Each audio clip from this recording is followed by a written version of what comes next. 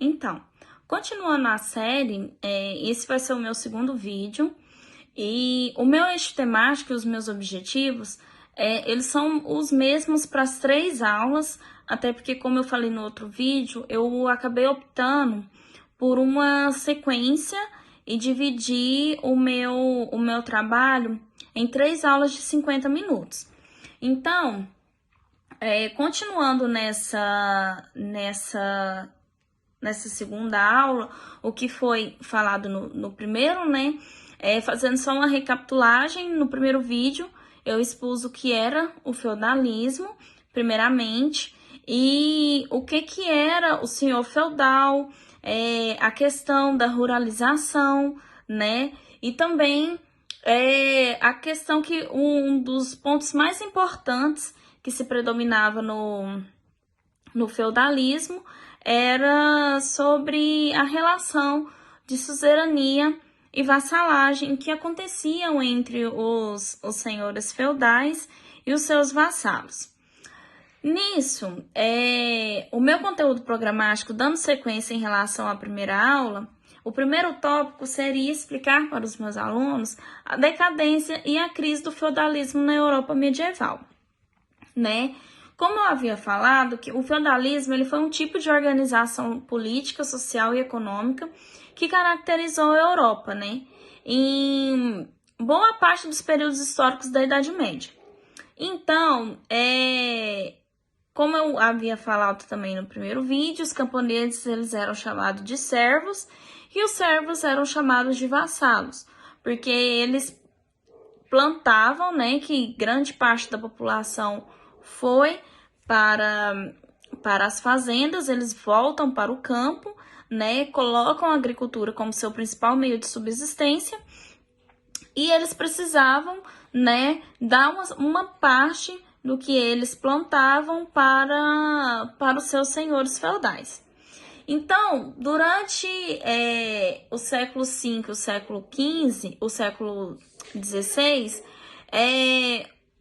houve um monte de transformações na Europa que contribuíram para a questão dessa crise do feudalismo, né? Ele que é também conhecido como um período da Baixa Idade Média. Dentre essas transformações, a gente pode citar o renascimento comercial, urbano, intelectual e científico, né? E a formação das monarquias nacionais. A formação das monarquias nacionais, a burguesia, né, ela acaba criando, né, ela acaba surgindo durante esse período. A Guerra dos 100 Anos também foi um fator muito importante que rondou a Europa, né, que foi a guerra entre a França e a Inglaterra. A peste negra, que foi um dos principais marcos em relação à saúde, que praticamente devastou a Europa, né? E as revoltas camponesas, onde os camponeses, em busca de melhorias, não aguentavam mais as suas situações referente ao que eles passavam, eles se rebelaram. Então, esses foram um dos exemplos dos grandes fatos históricos que rondaram a Europa durante todo esse tempo e que a gente consegue enxergar todos esses resquícios até mesmo nos dias atuais. Uma corrente filosófica muito importante que surgiu durante esse período foi o humanismo, né, que eles buscaram, né, retomar os princípios do pensamento racional, né, que antigamente, né, a fé, o cristianismo, ele tomou o pensamento, né, durante toda a Idade Média. O humanismo, ele vem justamente com esse propósito da racionalidade do ser humano, né, e aí, muitas questões, principalmente do renascimento de uma nova cultura artística e científica, que eu vou explicar no próximo vídeo, que vai dar o pontapé inicial para o surgimento da idade que hoje nós chamamos de Idade Moderna, né? Então, a arte ela foi um dos principais fatores que trouxe essas questões da história, que pode se compreender como a Idade Moderna, e os seus sentidos de estilo, eles marcaram historicamente os homens do século XIV e do século XV. E primeiramente, nós vamos trazer o renascimento comercial e urbano na Europa medieval. O que foi esse renascimento comercial e urbano? Ok, no século IV, 90% da população ela estava concentrada, né, no campo. Estava havendo uma crise completamente com a queda do Império Romano e as pessoas viram no campo uma oportunidade de subsistência, né? Ok, então, nisso, o que aconteceu? As cidades se esvaziaram, né? As cidades se esvaziaram e aí a produção agrícola que ficava dentro dos feudos e o comércio era quase inexistente, né? Porque eles viviam completamente da agricultura, então o comércio não, né, ele quase não existia, porque eles plantavam, né, as coisas que eles comiam, e logo depois eles passavam a parte para os seus senhores, então o comércio ficava, né, uma coisa que não era predominante naquela época. Porém, a partir do século X, essas questões ficaram um pouco diferentes, né? O que aconteceu? O comércio, ele passou a se intensificar nas cidades principalmente por causa das cruzadas no Oriente Médio, né? Então, nisso, as cruzadas, o que a gente pode dizer? Que elas contribuíram de forma direta para o restabelecimento das relações comerciais entre o mundo, o Oriente e o Ocidente, né? Porque as cruzadas, elas tinham o objetivo de que faziam essa ponte entre o Oriente e entre o Ocidente, como, né, um objetivo de propagar ainda mais o cristianismo, né? Nessa brincadeira, com a abertura do mar Mediterrâneo aos grandes comerciantes, principalmente os italianos, as cidades começaram a movimentar novamente, né? Essa movimentação do comércio nas grandes cidades ficou denominada como renascimento comercial e urbano. Por quê? As pessoas começaram a sair das cidades, do campo, e voltaram para as cidades e começaram essa questão do comércio, porque viam muitas especiarias do Oriente, principalmente da Índia, como as sedas, os tapetes, né? E isso saiu da questão agrícola do campo e eles voltaram o comércio para as grandes cidades, tornando assim um renascimento comercial e urbano.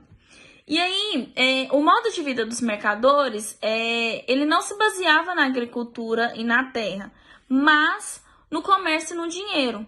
Então, eles viajavam por rotas comerciais e vendiam produtos em grandes feiras medievais. Essas feiras, elas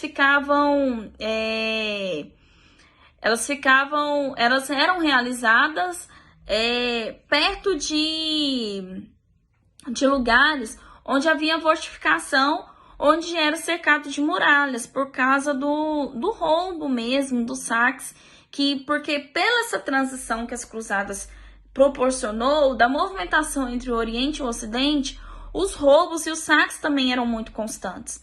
Então, eles, para segurarem as suas mercadorias, eles montavam essas feiras perto das grandes muralhas. Esses locais, eles acabaram sendo chamados de burgos, né? E logicamente, quem tinha os muros mais altos ou era a igreja ou eram senhores feudais, né? Então, eles se garantiam na segurança desses comerciantes, que era a igreja e os senhores feudais, né? Com o tempo, essas questões dos burgos ficaram muito mais fortes, né? E aí eles começaram a instalar algumas oficinas, né? Principalmente as oficinas de artesãos, como os sapateiros, os ferreiros, os carpinteiros. Então, os burgos eles começaram a ter uma característica muito grande, realmente, de pequenas vilas e pequenas cidades. E as pessoas que moravam nessa zona eram chamadas de burgueses, né? Então, na Idade Moderna, eles passam a constituir uma nova classe social, que era a burguesa mercantil. Nátia, quem que era a burguesa mercantil? Eram os comerciantes que ficavam vendendo seus produtos nos burgos próximos às muralhas. Quem protegia os burgos, quem moravam em lugares que tinham essas muralhas grandes, ou era a igreja, ou eram os grandes senhores feudais. Nessa brincadeira surge uma nova classe social, que é a burguesia, que ela vem muito forte na Idade Moderna e se caracteriza como uma das principais classes, né? Uma das principais classes que na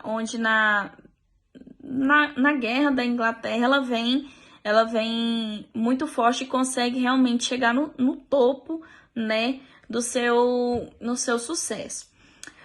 Só que aí o que aconteceu? Como a cidade pertencia aos senhores feudais e à igreja, eles cobravam uma taxa de imposto muito alta para esses burgueses ficarem nos burgos.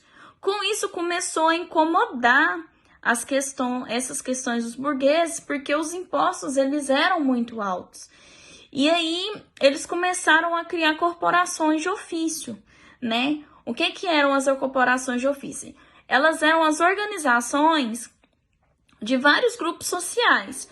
Por exemplo, tinha o grupo dos carpinteiros, tinha um grupo dos sapateiros, era como se fosse algum tipo de sindicato nos dias de hoje. Então, eles começaram a se organizar para bater de frente com esses impostos e bater de frente com a igreja, né? E com os senhores feudais em relação a esses impostos, se eles vão se revoltar. Como consequência disso, as cidades elas começaram a ficar cheias demais, porque as pessoas estavam ganhando dinheiro, né? As cruzadas estavam correndo. E aí, como consequência disso, as cidades muito lotadas, elas não tinham saneamento básico, o esgoto era céu aberto, e assim, não tinha luz, né? Então as pessoas ficavam junto com os animais. E aí, como consequência disso, a vida muito precária nas cidades, ela vem com o surgimento de uma doença, né?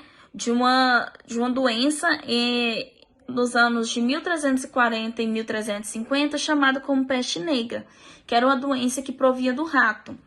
Por quê? Porque o esgoto era céu aberto, então a vida nas cidades, ela era muito precária, sabe? Era muita gente para pouco espaço. E aí, com essas questões, a peste negra, né, também conhecida como peste bubônica, ela vem, né, para devastar a Europa e, como consequência, né, mais de 1/3 da população europeia que foi contaminada morreu, que é considerado hoje uma das piores pestes, né, em relação aos problemas de saúde do nosso tempo. Assim como na outra aula, eu também coloquei 3 questões de atividade para os alunos responderem, né? A primeira pergunta: com o período de decadência do feudalismo no final da Idade Média, logo após marcou também a transição do sistema de produção feudal para o capitalismo mercantil. Foi nesse contexto histórico, no final do século XIV e início do século XV, que surgia na Itália o movimento do Renascimento.